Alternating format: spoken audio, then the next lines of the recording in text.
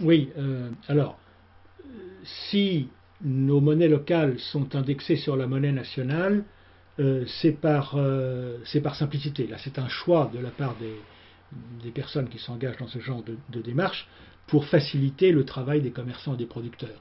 On veut que, sur le plan comptable et de la gestion administrative, qu'il n'y ait pas la problématique d'une conversion de la monnaie locale. Donc, on est à 1 pour 1, c'est plus facile à gérer. Maintenant, selon les endroits, ce n'est pas forcément le cas partout, euh, il y a obligation ou non de garantir la quantité de la monnaie complémentaire en circulation par l'équivalent en monnaie nationale. C'est le cas en France. La réglementation monétaire impose qu'il y ait une garantie de la monnaie locale à 100%. Ce n'est pas forcément le cas partout. Moi, je suis au Québec, et au Québec, on n'a pas l'obligation de couvrir, de garantir la monnaie locale en circulation par du dollar. Cela dit, au départ, tous les expérimentateurs choisissent le plus souvent d'échanger la monnaie nationale contre de la monnaie locale, ne serait-ce que pour créer la confiance justement qui est nécessaire. Si un groupe de personnes décide du jour au lendemain de lancer une monnaie locale et qu'elle se présente chez son épicier du coin en disant bah voilà, maintenant on va utiliser cette monnaie en même temps, l'épicier va ouvrir les yeux tout grands pour dire bah, attendez, moi vous êtes bien gentil, mais qu'est-ce que je veux en faire de votre monnaie? Donc tout le problème d'une monnaie, comme je le disais tout à fait au début, c'est pas sa valeur intrinsèque, c'est le fait qu'elle soit acceptée par tous. Donc, à moins d'avoir un réseau préconstitué qui décide comme ça du jour au lendemain, ou par la loi, parce que dans un État, là c'est la loi qui donne cette obligation, il faut pouvoir créer la confiance, et donc que peu à peu on puisse faire rentrer dans le réseau des acteurs professionnels qui vont accepter cette monnaie sur la foi qu'ils vont savoir qu'ils vont pouvoir la rééchanger avec d'autres, mais comprenant qu'il y a le risque d'en avoir trop dans son tiroir caisse, il faut leur assurer la possibilité de dire si vous en avez trop, vous pourrez la reconvertir. Donc en règle générale, on appuie les monnaies complémentaires sur la monnaie nationale, mais on peut imaginer qu'à terme, plus la monnaie circulera, plus ces monnaies complémentaires circuleront, moins il y aura de besoin de les reconvertir et qu'elles pourraient venir en complément sans pour autant être appuyées sur la monnaie nationale. Là, tout dépend de la loi, de la réglementation du lieu où on se trouve. Euh, il est certain que dès qu'on reste encore enfermé, ça c'est mon souci, ma réflexion sur le mouvement des monnaies locales qui se développe en France. Pour l'instant, on est au début et tout se passe bien, mais tant qu'on reste enfermé dans l'obligation d'être complètement garanti par l'euro, le mouvement des monnaies locales reste prisonnier d'une logique contraire à celle qu'il veut développer, qui l'enferme, puisque l'euro reste une monnaie donc gouvernée par une logique de monnaie artificiellement raréfiée, donc celle que j'expliquais tout à l'heure, alors qu'on cherche, nous au contraire, à pouvoir libérer cet outil et que cet outil soit au service de la communauté et non pas un outil de pouvoir et de prédation. Tant que, comme une poupée russe, les monnaies complémentaires resteront enfermées, chapeautées par la logique des monnaies dominantes, ça va forcément limiter leur potentiel d'expression. Maintenant, l'histoire reste à vivre.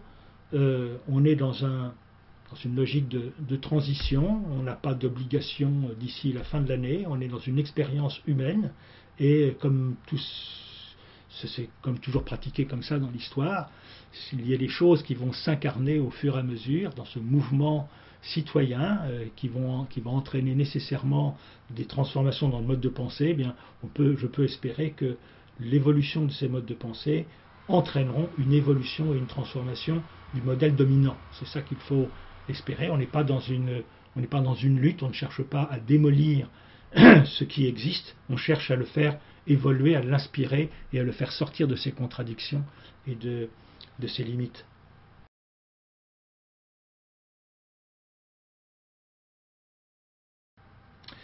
Ben, c'était même à l'origine du projet européen, c'était comme ça que c'était conçu. Bon, on en est loin aujourd'hui, c'est-à-dire que c'était par subsidiarité, comme on dit, c'est-à-dire partir du local pour arriver au global.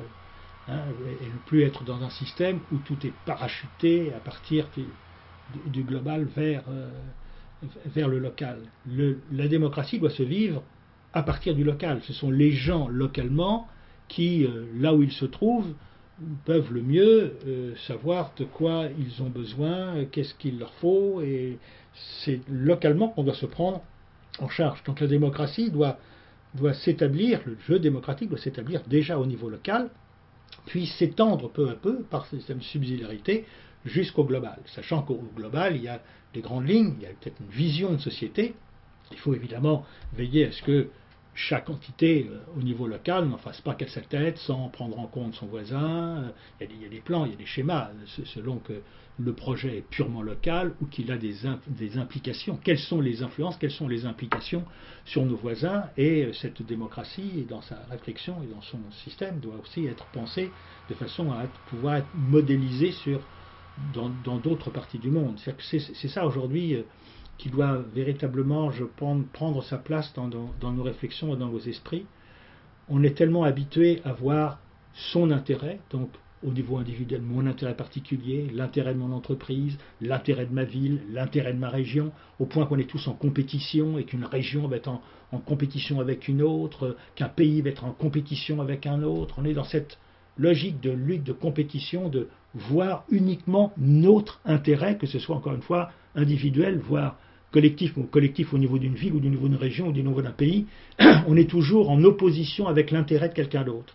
Et je crois qu'il faut véritablement aujourd'hui penser le monde, non pas à partir de notre propre intérêt, mais à partir de l'intérêt commun.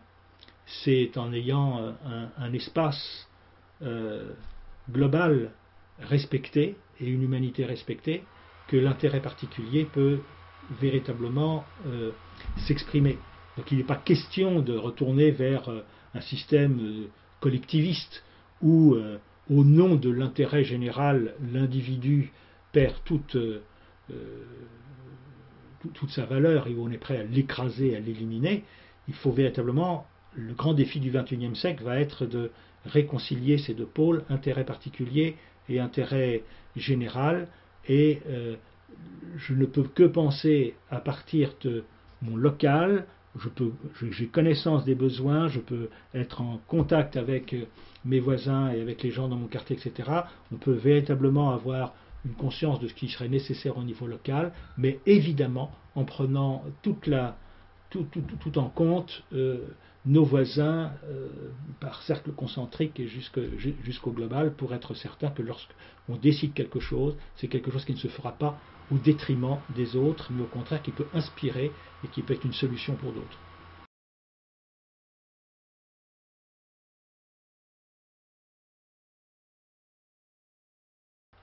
Alors les systèmes d'échanges locaux, c'est quelque chose qui est né dans les années 80, je crois, tout à fait début des années 80, au Canada, sur la côte ouest du Canada, et qui est là une monnaie, du moins un système qui cherchait justement à redonner déjà de la convivialité et du lien aux gens, et à reconnaître la richesse qui existe en dehors des systèmes dominants. Et là, on se posait justement la question sur l'égalité de traitement. Est-ce qu'il est normal dans notre société, on en est aujourd'hui, d'après ce que j'ai entendu récemment, qu'entre le plus bas salaire dans une entreprise et le plus haut salaire versé aux grands dirigeants, on est maintenant dans des fourchettes de 1 à 450.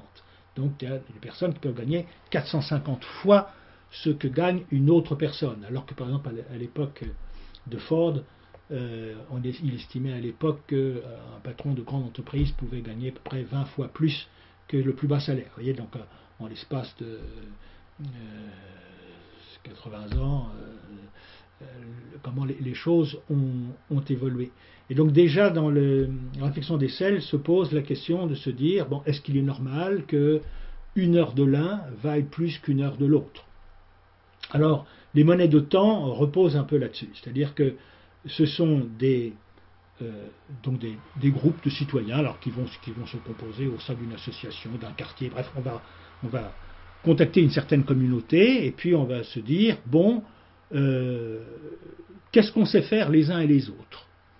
Alors, c'est déjà une démarche intéressante parce qu'on s'aperçoit que quand on regroupe des gens dans un cell, c'est souvent quand on demande, toi, qu'est-ce que tu peux proposer comme savoir-faire ou savoir-être aux autres personnes.